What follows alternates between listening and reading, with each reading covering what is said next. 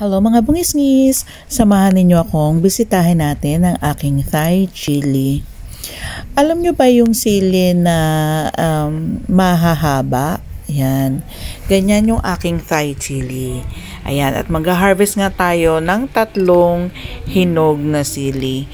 Actually, marami to guys. Kaya lang, nung nakaraang linggo kasi, medyo hindi namin siya masyadong nadiligan, kaya ayan, yung mga dahon niya natuyo siya at yung mga ibang bunga nagsipaglaglagan na sa lupa.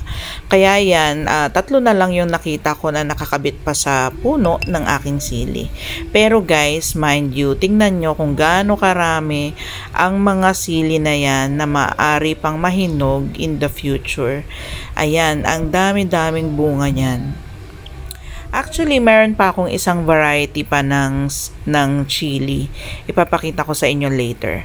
Pero dito, ito sa puno na ito, tuwang-tuwa ako kasi sobrang hitik niyang magbigay ng bunga. O, diba? Nakakatuwa lang.